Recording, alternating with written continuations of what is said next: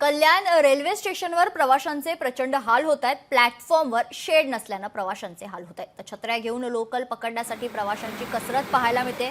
कल्याणच्या platform number A1 वर काही ठिकाणी शेड नसल्याने पावसात प्रवाशांचे मोठे हाल होताना आपल्याला दिसतंय। पाऊस पडत असताना प्रवाशांना ब्रिजवर उभं राहून लोकलची वाट पाहावी लागते।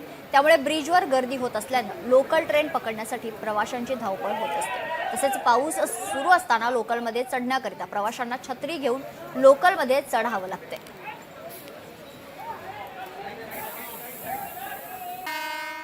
A1 वरती जे ब्रिजचं काम आहे ते 2-2.5 वर्षे चाललेलं आहे।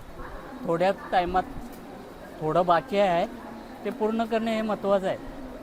पावसाळे दिवस आहेत, इतर टायमाला सुद्धा अडचणी आहेत, त्याच्यामुळे ते पूर्ण करणे हे महत्त्वाचं आहे। पावसामुळे बऱ्याचशा गाड्या लेट असतात आणि तिथे पब्लिकची रहदारी खूप वाढत जाते। मग लेट असल्यामुळे पब्लिक वाढते, त्यांना उभं राहायला जागा नाही आणि असं जर असे छत वगैरे नसतील तर लोकांची खूप सारी गैरसोय होणार। तर लवकरात लवकर त्या प्लॅटफॉर्मचे जे छत आहे तिथे छताची त्यांनी काम लवकरात लवकर करावं अशी आमच्याकडून विनंती आहे।